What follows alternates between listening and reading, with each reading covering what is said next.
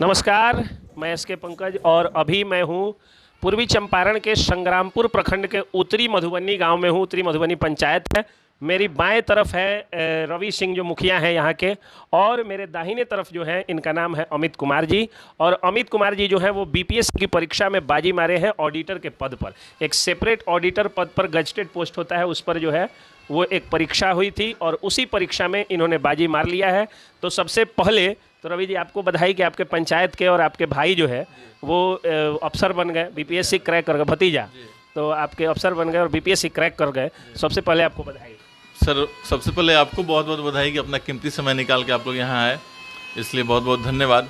और ये मेरे भतीजा हैं और एक मिडिल क्लास फैमिली का दुख दर्द आप समझ ही सकते हैं कि कहाँ से उठ के यहाँ तक इनका सफ़र जो रहा है कितना पेनफुल रहा, समझ सकते हैं।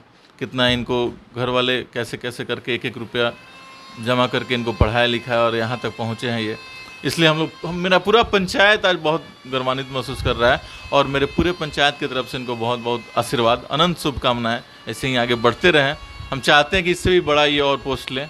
इस जॉब के साथ साथ ये आगे का पढ़ाई इनका कंटिन्यू रहे। जी बताइए अमित जी, कितना संघर्षपूर्ण रहा आपको आज के समय में बीपीएससी पास करना? कोई रिजर्वेशन तो आपको नहीं है? जी नहीं, जनरल कैटेगरी का हूँ। जनरल कैटेगरी के, तो कितना संघर्षपूर्ण रहा आपको ये परीक्षा देना? जी संघर्ष तो रहा। 2019 में मेरा ग्रेजुएशन हुआ था और 2020 में वैकेंसी आई थी। उसके बाद में 3 साल लग गया इसको अचीव करने में लग गया।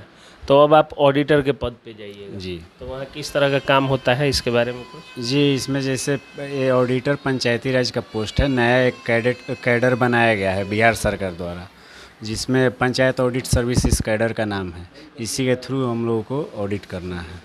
इसको ऑडिट करना है आप लोगों को। तो ऑडिटर जो है एक बड़ा पद होता है। आप जब ऑडिट करने जाइएगा तो बड़े बड़े अफसरों का लेखा जोखा आपको देखना होगा। क्या उन्होंने खर्चा किया, क्या कमाई हुआ, क्या खर्चा हुआ, ये सब आपको देखना पड़ेगा। तो किस तरह से काम करिएगा?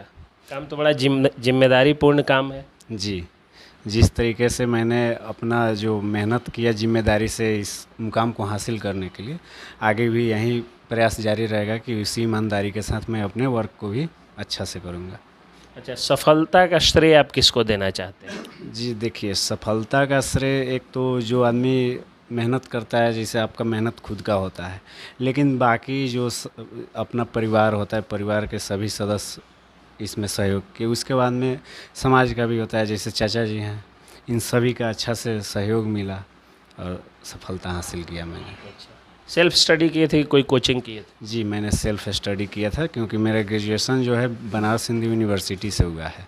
तो उसके बाद आया तो वहाँ वैसा कुछ दिखा नहीं मुझे, तो मैंने क्या किया कि अपना सेल्फ ही क्लास अपना सेल्फ चालू किया। और उसमें ऑनर्स पेपर जैसे इकोनॉमिक्स था, तो पटना में कोई उतना खास इकोनॉमिक्स का टीचर दिखा नहीं। और मीडियम मेरा इंग्लिश रहा है, तो एक ये भी प्रॉब्लम होती है। तो इस कारण से मैंने सेल्फ ही अपना खुद का स्टडी किया और इसी के थ्रू मैंने सफलता पाया। अच्छा, ये बताइए इस परीक्षा में कितनी परीक्षाएं देनी पड़ी थी? मतलब पीटी, मेंस, ये सब था, इंटरव्यू वगैरह था? इसमें सबसे पहले प्रीलिम्स था। प्रीलिम्स को क्वालिफाई करने के बाद मेंस हुआ।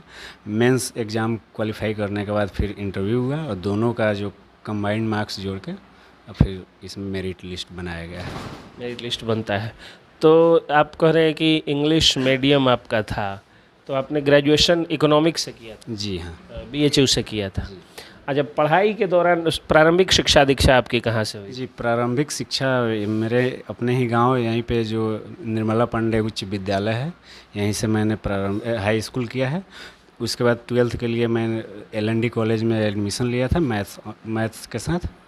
उसके बाद में मैं बनारस हिंदू यूनिवर्सिटी में ग्रेजुएशन के लिए दाखिला लिया था। देखिए, टोटल इन्होंने सरकारी विद्यालय से, सरकारी महाविद्यालय से पढ़ाई की है, यानी इसमें कहीं से प्राइवेट नहीं। And still you can speak very fluent English. Yes, I can. And your medium was English. Yes. तो देखिए, मतलब कि प्राइवेट स्कूल में नहीं पढ़ने के बावजूद भी इंग्लिश मीडियम का हो जाना और अब अफसर बन जाना, ये सीखने लायक बात है।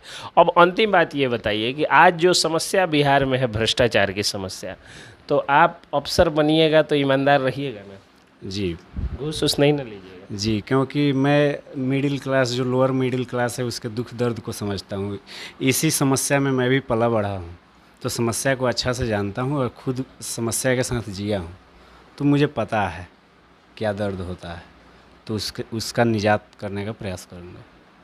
अंत में संदेश क्या देना चाहेंगे युवाओं को जो परीक्षा की तैयारी कर रहे हैं? देखिए, जो गवर्नमेंट जॉब की एक ऐसी तैयारी है, इसमें बहुत कई बार आपको डिमोटिवेट आप होते हैं, लगता है कि अब नहीं हो पाएगा, फिर लगता है फिर पढ़िएगा। हर 2 दिन 5 दिन बाद आपको ऐसा फील होता है, लेकिन अगर आप में पेशेंस है और लगातार मेहनत कर रहे हैं तो सफलता मिलती है।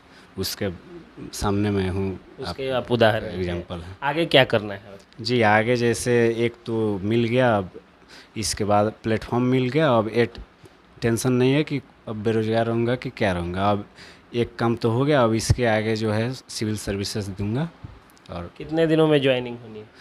जैसे जो अभी प्रक्रिया चल रही है, लग रहा है कि 1 से 1.5 माह में ज्वाइनिंग हो जाएगी। 1 से 1.5 महीने में ज्वाइन। चलिए, 1 से 1.5 महीने में ये अफसर बनेंगे, इनको बहुत बहुत बधाई आपको मेरी तरफ से। जी, बहुत बहुत धन्यवाद। चलिए रवि जी, आप क्या कहना चाहेंगे अंत में?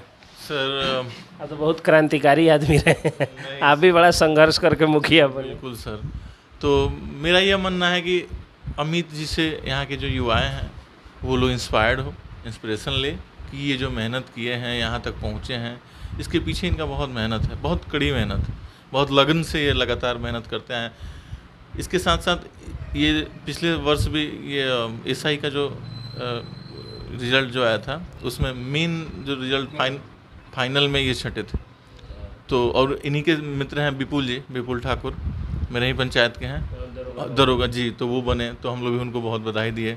और वहाँ समझिए कि शुरू हुआ है इस चुनाव के दौरान से ये क्रांतिकारी मधुबनी के लिए शुरू हुआ है कि हम बन गए, उसके बाद सब लोग बनने लगे। हम तो यही मानते हैं कि लोग मोटिवेट हुआ, लोग अपना हक समझा, लोग समझा कि अब क्या करना चाहिए, नहीं कर क्या बेहतर है समाज के लिए, अपने घर के लिए, अपने लिए। तो हमको बहुत खुशी मिलता है कि चलिए कम से कम हम पंचायत में चुनाव लड़ने आए तो इतना कुछ देखने को मिल रहा है। और अभी जो अगला पीढ़ी है इतना अच्छा मेहनत कर रही है, तो हम चाहते हैं कि लोग अच्छे से पढ़ें, जहाँ मदद चाहिए उन लोग को, जहाँ लगे कि ना रवि भैया खोजना चाहिए, वहाँ मुझे खोजे लो, हम उन लोग का मदद करेंगे। अच्छा, आगे भी ये बताइए रवि जी, जैसे ये जो बने हैं, अमित जी जो बने हैं, उसके पीछे इनकी शिक्षा दीक्षा है। आप जो बने उसमें शिक्षा को महत्व देते हैं या जन समर्थन को देते हैं, बाहुबल को देते हैं या पैसे को देते हैं, किस चीज़ को देते हैं आप जो बने? सर, हम मुखिया बने उसमें सिर्फ और सिर्फ जनता का प्यार हमको मिला है, जन समर्थन मिला है। बाकी न बाहुबल न बैकग्राउंड देख के कोई मुझे वोट नहीं किया। उन लोगों को लगा कि ना ये बंदा गांव के लिए परफेक्ट रहेगा, काम करेगा। मतलब मेरा ये मानना है कि शायद मेरे व्यवहार की वजह से, मेरे बात की वजह से, मेरा जो काम करने का तरीका था, शायद उससे वो लोग प्रभावित हुए और गांव जनता का समर्थन। ये बताइए रवि जी, जो गरीब लोग हैं, पढ़ना चाहते हैं, कुछ करना चाहते हैं, अगर वो कुछ नहीं कर पाते हैं, एक मुखिया के तौर पे आपका क्या उसमें योगदान होगा? सर, जब से मुखिया बने हैं तब से समझिए कि 2 चीज़ पे विशेष फोकस है मेरा, एक शिक्षा और एक स्वास्थ्य। हम कितना भी यहाँ रोड बनवा दें, गाँव का विकास सड़क से नहीं होना है, गाँव का विकास शिक्षा से होना है। अगर समाज शिक्षित होगा ना सर, तो समझिए कि बेरोजगारी नहीं रहेगी। समाज शिक्षित होगा तो वो अपने हक के लिए लड़ेगा। अगर शिक्षित नहीं रहेगा तो उसको रोजगार मिलेगा ही नहीं, उसको बाहर फैक्ट्री में जाना पड़ेगा।